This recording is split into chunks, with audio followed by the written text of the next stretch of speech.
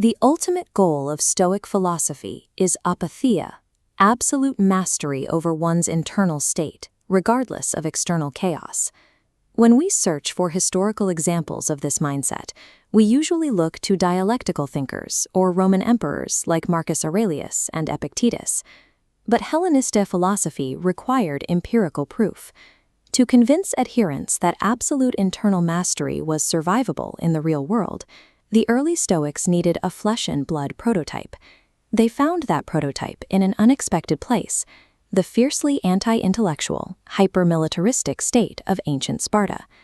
Our primary lens into how the Stoics viewed this city-state comes from the Greek historian Plutarch, specifically his compilations in the Moralia. Within this collection, two specific texts, the Sayings of Spartans and the Ancient Customs of the Spartans, record the daily mechanics of Spartan life. Through these records, the Lycurgan system of Sparta emerges as a highly engineered machine designed to manufacture a proto-Stoic philosophy.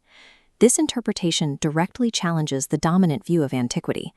In his Eudemian Ethics and Politics, Aristotle delivered a scathing critique of Spartan culture. He argued that Spartans cultivated virtue piecemeal. Because they trained exclusively for the battlefield and lacked the capacity for leisured thought, Aristotle equated their physical ferocity to that of wild animals, incapable of true nobility. Yet in Plato's Protagoras, Socrates offers a contradictory assessment. He argues that Spartan athleticism and military austerity are elaborate deceptions. Beneath this physical facade, he claims, the Spartans are actually the supreme philosophers of the Greek world. Plutarch's texts provide the exact mechanics to reconcile Aristotle's wild animal with Plato's supreme philosopher. The Spartans did not lack rigorous philosophy. They simply abandoned theoretical discourse, choosing to enact their philosophy entirely through physical friction. The physical reality of Laconia dictated this approach.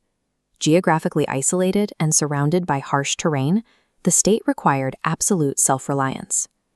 Plutarch's Ancient Customs details a state-mandated curriculum designed to systematically strip away external comforts.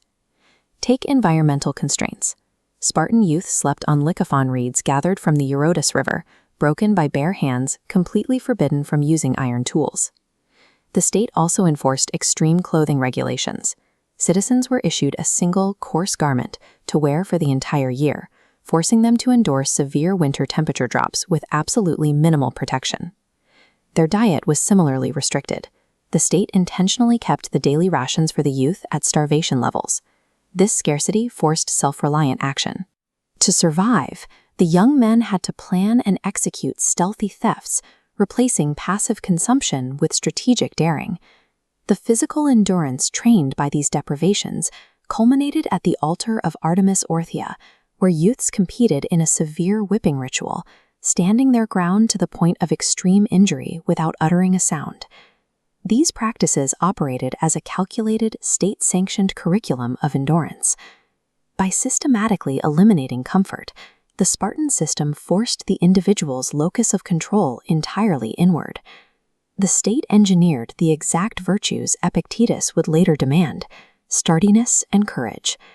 This radical reduction of physical dependency extended directly to their language. Plutarch compiled these linguistic constraints in his massive volume, The Sayings of Spartans. The Greeks called this laconic brevity.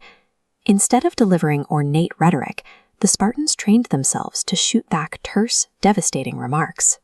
We see their total rejection of theoretical discourse in the historical anecdote of Cephisophon. He was a foreign orator who arrived in Sparta openly boasting that he possessed the skill to speak for an entire day on any topic. The Spartans immediately expelled him. They declared that a good orator must strictly keep his discourse equal to the physical subject at hand. Extra words were viewed as a form of intellectual decay. This exact same epistemology governed their military engineering, specifically the infamous length of their weapons. When asked why they fought with such unusually short swords, a Spartan replied that it forces them to get close to the enemy. The weapon's design physically removes the cowardly gap between lethal intent and immediate consequence. Both anecdotes reveal a unified epistemic stance.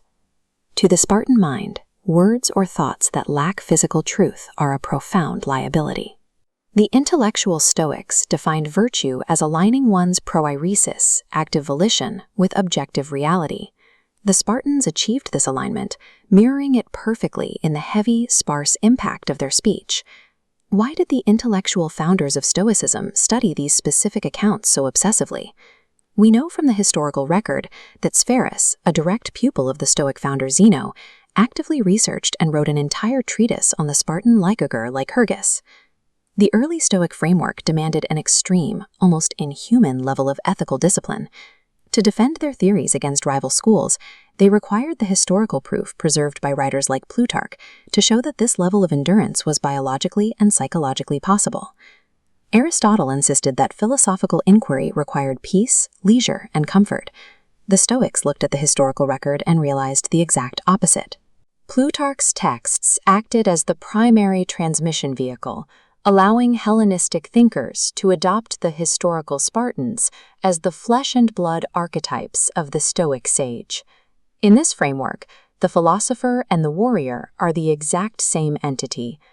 The core lesson extracted from Plutarch's records is that true endurance and internal integrity cannot be achieved passively.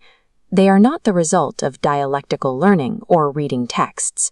These traits must be physically and forcefully embedded into the architecture of daily life, programmed into a routine of strict material constraint. The Spartans bypassed the study of philosophy entirely. They embodied it in every terse syllable spoken, and every freezing winter night survived on the banks of the Eurotas. The proto-Stoic ideal engineered in ancient Laconia demanded a total, unyielding physical collision with reality.